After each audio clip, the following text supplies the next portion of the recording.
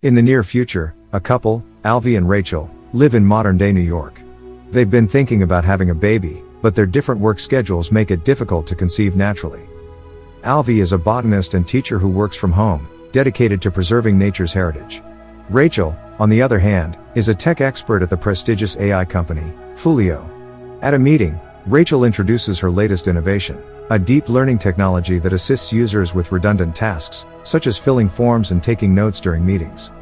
One of the team members expresses concern that this AI tool might replace some jobs, but Alice, a close friend and colleague of Rachel, continues the presentation, highlighting the tech's benefits in helping humans focus on important tasks. After the meeting, Rachel is summoned to the director's office, where she's commended for her outstanding performance and soaring career trajectory. The director suggests that, considering Rachel's role as the primary breadwinner, she might want to consider an alternative to traditional pregnancy, which could impact her work progress. Meanwhile, Alvy's love for nature is evident as he presents a natural fruit to his students, who are accustomed to synthetic fruits. After some persuasion, one student decides to take a bite. Rachel shares the news of being on the waitlist for the pregnancy incubator with her friend Alice, who's thrilled for her. However, Rachel is hesitant to celebrate with Alvy, given his preference for natural methods. Rachel visits her AI therapist, seeking advice on how to break the news to Alvy about the artificial pregnancy. The therapist reassures her that, just like the AI therapy, the pregnancy incubator is a helpful tool that can coexist with natural methods. Before heading home, Rachel meets with Alice at a breathing bar, seeking guidance on how to approach the situation without hurting Alvy's feelings. When Rachel tries to discuss the situation with Alvy, he's more concerned about the disconnection of humanity from nature, lamenting the fact that his students are raised on hologram displays and synthetic foods. Rachel decides not to mention the womb center and instead visits it alone. At the womb center, the Pegasus founder explains the company's mission to create an artificial child incubator, dubbed the Pod, designed for working parents who want to balance their careers with parenthood. The Pod takes care of the heavy lifting, allowing parents to focus on their jobs. Rose, the director of the womb center, showcases the Pod's features, including a mobile app that offers a range of features, such as selected tunes to stimulate brain activity and flavorful fruits to introduce babies to new tastes before birth. Rachel gets home after the tour, after finally revealing the truth to her husband. He gets really angry at her for going through all the process behind his back, considering that they are a couple. Rachel apologizes, and he forgives her, and together they went to Alice's house, who's already gotten a pod for her family.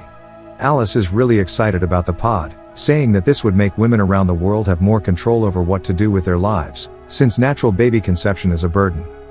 Her husband walks in with a tool for carrying the pod, which makes him look exactly like a pregnant husband. Alvy's reaction shows he's not buying the idea, but Alice persuades him to get one, since it would eliminate the pains of childbearing. They got home, and Alvy clearly is irritated by the idea of getting a pod instead of having his child in the most natural way. Rachel, on the other hand, insists that getting the pod would be a game changer and advises him to go see Elvis, the AI therapist. This further puts him in a tight spot, because he thinks even if he's going to meet a therapist, it should be a human being and not some robot. Alvy goes for the therapy session because of his wife, but ends up being irritated during the session. In order to help their predicament, Alvy fakes his smile to make his wife happy. During their makeout, Alvy made up his mind to finally get the pod, since it will make her happy. The next day, at the womb center, and during the contract, Rose makes a weird comment. Will Alvy be the biological father? After signing the contract, they were taken to the insemination room, where they witness the magical moment of conception through a screen that displays the thousands of sperm fighting to get into the egg. They are excited about the whole procedure, after which they were presented with the zygote in a small cooler. The next day, Rachel has a weird dream where she gives birth to an egg. She's scared about it and goes to her therapist, Elvis. Elvis dismisses the concept of dreams, stating that it has no connection with reality and poses no threat, so she shouldn't be bothered about it. Then, she goes to the womb center and wants to see her baby, but the nurse tells her that the fetus isn't ready for display until 3 weeks. After seeing another potential parent cradling her pod, she wanted to do the same, but feels weird about it. Rachel is already preparing a beautiful room for her unborn child.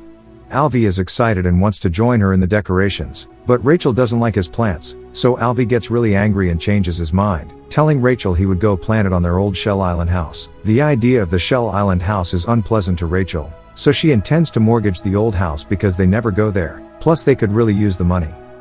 To Alvy, that was the last thing you could bring up, Because of his love for nature, instead, he chooses to keep calm. The next day, Rachel goes for a swim in a pool and meets her fellow woman, who she admires, seeing her swollen belly, indicating she's carrying her baby. She asks her how she feels about the procedure of undergoing. At home, Alvy is surprised to see the pod. Rachel reveals that she wants to feel like she's having a child, so she brought it home. While sleeping, Alvy couldn't bear the sound from the device, so he takes it to the other room and almost drops it, but is quick to grab it back firmly. Rachel ends up gently cleaning the pod, which irritates Alvy. Before they could sleep back, they hear another beep. They were both confused about what the problem was. Rachel looks anxiously at Alvy, asking if he doesn't use the mobile app provided by the web center on how to take care of the baby, and gets out of the room angrily, while Alvy stares at a baby feeds in his hands. The next day, Alvy and Rachel visit the Pegasus Children's School, which has all the futuristic things that would help the kids get smarter. The director also brags about the cleanliness and safety of the environment, indicating that the AIs do much greater work than the human caterers. The couple also learns that in this school, AI does the work, and the children decide whether they are wrong or right. In other words, humans are the ones teaching the AIs. Another couple brings about another question on how their nephew, who's conceived through the pod method, isn't able to dream. Rose tells them that dreams are merely an illusion and don't interfere with reality, so they removed it in the programming. Alvy is busy with his plants, and suddenly, his phone beeps, indicating a notification from the web center app for when the embryo is hungry. Alvy carefully carries the pod, while placing another food substance. And he stares rigorously at the pod with its developing child. Alvy gets a pod carrier, which he uses in carrying the child, and he's very happy with it, and even reads stories. He's able to carry the pod and plays with it like a normal baby, and even takes the pod to children's playground. The next day, at the school, the dean of students congratulates Alvy for getting a pod. However, Ben came to tell him about the cost of maintaining a real plant, which is way above the school's budget, suggesting that they need to replace the real plants with a hologram to reduce the amount spent on maintenance and fertilizers. Alvy isn't happy about it, and there was nothing he could do. At home while cleaning the pod, Rachel sees some substance on the pod opening. During a get-together, Rachel tells a friend that her husband is being reckless with the baby, as he's carrying it around like that, and she also shares her weird dreams to the group, but a fellow pregnant woman seems to have a weirder dream. That evening, Rachel dreams of being pregnant like a real woman, and admires her swollen belly in front of a mirror. She wakes up to reality afterwards, and decides it's her turn to take care of the pod. However, Rachel wasn't feeling good about the whole situation anymore, and pleads with her husband Alvy to go see the therapist. While in session, Rachel reveals that she's having a hard time adjusting to the demands and needs of being a mother. Alvy assures her that everything would eventually turn out fine because no one really knows the full extent of being a mother.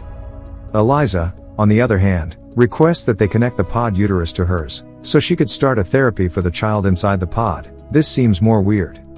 The next day, Rachel gets to her office, forgetting that she's carrying her pod, hits the glass door. Alice, who's irritated by the awkwardness, helps her take the pod to a wall case, where other pods are kept safely. After her work, she heads to the web center meeting, where Rose tells them that before leaving, they would leave the pod in the incubation room. After a few days of leaving the pod at the web center, the couple couldn't handle the thought of not being with their baby pod. After another weird dream, where Rachel is cradling her baby, she wakes up and decides to bring one of Alvy's plants, the one she once rejected, into the baby's room. Rachel gets to work, and her director reports on her declining work rate, so she demands what's wrong, and Rachel insists that everything's fine.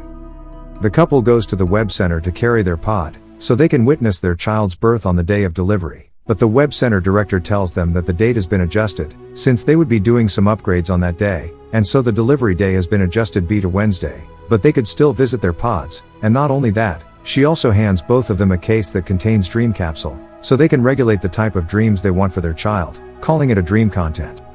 Outside the building, a group gathers, protesting against the company's agenda, demanding it's closed down. Alvin gets an idea. He runs back to the web center, and acts like a parent visiting his pod, and steals his own pod. After another weird dream, where she's shopping for a baby, she wakes up, and begs Alvy that they should go to their shell house, so they can both deliver the baby there.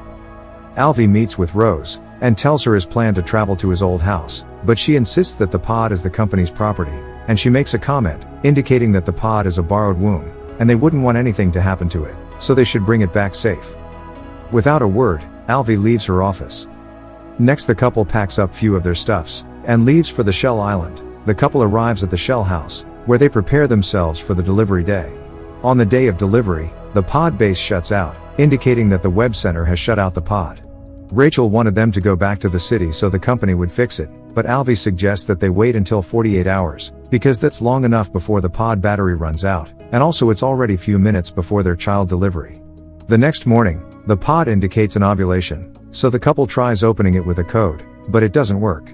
Alfie wanted to use a hammer to break the pod, but changes his mind, using his hands to separate the pod. They finally reached out to their baby, and they were finally happy. The morning after, as Alfie and their new baby lie sleeping, Rachel carefully packs up the broken pod, and sends it back to the womb center via the mail, ending its role in their lives, in favor of a more natural life, unencumbered by technology, before returning home to cradle her newborn son in bed. Thanks for watching. Please don't forget to subscribe for more videos.